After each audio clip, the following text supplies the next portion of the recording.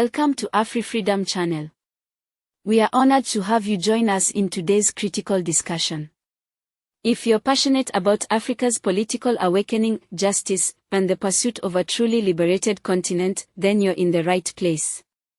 Before we get into this thought-provoking topic, please take a moment to like this video, share it with those who care about Africa's future, and subscribe to our channel for more powerful content like this. Your engagement helps amplify important conversations that affect us all.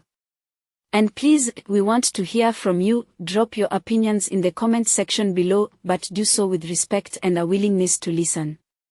Every voice matters here. The views and opinions expressed in this video are for informational and educational purposes only.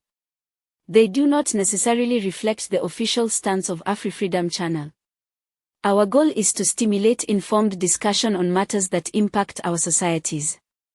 We encourage our viewers to think critically, do their own research, and contribute to respectful and open dialogue.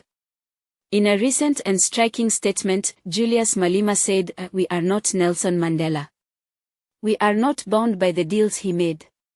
If I was not there in 1994, I was not there when Madiba clinched deals with those people. Right. If there is any commitment Mandela made with them and then we are going against it, they must go to Mandela. We don't owe them anything. We have no agreement with them, nothing. And we are not bound by Mandela's resolutions at all. We are not bound by the decisions taken in the negotiations. We are not there. We are here now. And we are going to chart a way forward and determine our own destiny. Madiba did what he had to do. The conditions then maybe were not favorable for him to do what we are doing now. And we are not Mandela. I think people should get that very clear. We're not Mandela, and we're not going to do Mandela things here. We're doing our own thing now. And this will benefit our children. We are so uncompromising about that. We've compromised for far too long. And what is even worse is that those who are in possession of the land are refusing to release it. They said willing buyer, willing seller. Even if you are a willing buyer, they are no longer willing to sell. All the so-called prime land, they're taken by them or they sell it to foreigners. They sell it at abnormal amounts. If you go to Cape Town, if you come here in Sandton, in Joburg here, land is extremely expensive, making it impossible for even a willing buyer in South Africa to buy a piece of land at waterfront. That is a deliberate exclusion. Mandela gave them a favorable deal. He said, willing buyer, willing seller. They didn't take advantage of that and sell at a reasonable price. No, they were not willing to sell. They even increased the price. In the townships now, go to Soweto. Houses that were extremely cheap in Soweto are now extremely expensive. Why? Property must be a reserved thing for white minority. But because we can't say this is for whites, we use money to exclude and perpetuate racism and apartheid. This statement does more than provoke, it demands that we revisit the compromises made during South Africa's transition from apartheid.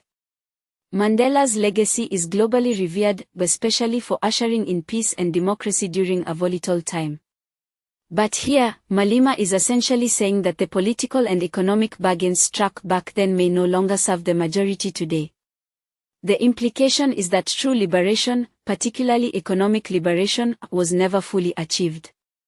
It forces us to ask, were those deals a necessary step for peace, or were they a long-term shackle on South Africa's black majority? Can justice be permanent if it's built on compromise? Does this perspective challenge your understanding of reconciliation and justice? Is it ungrateful to question the legacy of a national hero, or is it brave? When Malema emphasizes that his generation is not bound by past deals, he's making a call for sovereignty, not only political, but economic and cultural. Many of the institutions and economic structures born out of the post-apartheid era have remained largely intact, benefiting a small elite. In many ways, power simply changed hands without changing structure. This begs a crucial question: if the freedom gained in 1994 was mostly symbolic for the majority of citizens, then what kind of freedom should we now demand? For how long must people honor peace if it coexists with poverty? Is it time to tear down frameworks that were only designed to appease? Are we, as a continent, still trapped in inherited systems that were never designed to set us free? What's more compelling is the generational undertone of Malema's words. He's not merely rejecting Mandela's methods, he's signaling that a new approach is needed for a new time. Every generation carries its own burdens and its own vision for the future. What Mandela negotiated might have been ideal in the 1990s, but South Africa, and Africa as a whole, is no longer in the same place. Young people today face high unemployment, systemic inequality, and disillusionment with both the government and the global economic order. If today's conditions are different, shouldn't today's leadership reflect that difference? Are we witnessing a generational shift in African politics? How do younger leaders balance the weight of legacy with the urgency for radical change? Underlying this conversation is also the tension between respect and reform. To critique Mandela's deals is not necessarily to diminish his legacy, but to question whether that legacy has been hijacked or calcified into a stagnant status quo. Leadership is not about eternalizing decisions of the past, it's about responding to the needs of the present.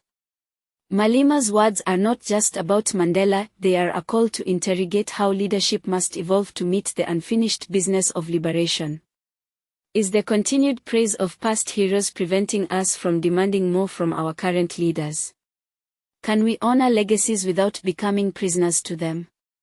Julius Malema's assertion isn't just political rhetoric, it's an invitation to reflect, to critique, and to imagine something better. It reminds us that freedom is not static. It is a process, one that must be continually assessed and redefined. If past agreements are contributing to present suffering, then rethinking them is not betrayal, it is progress. So we ask you, what do you think? Was Malema out of line, or is he simply voicing what many have long felt but were afraid to say? What kind of leadership does Africa need now, not in the 1990s, not in theory, but in the urgent reality of today? We value your thoughts, share them respectfully in the comments. Be part of the discussion that dares to question, analyze, and dream of a freer and more just Africa. And don't forget to like, share, and subscribe to AfriFreedom Channel for more honest, bold, and necessary conversations. Let this not be the end of your engagement, stay with us as we continue to unpack the truth and push the boundaries of discourse. The future demands our attention. Let's shape it together.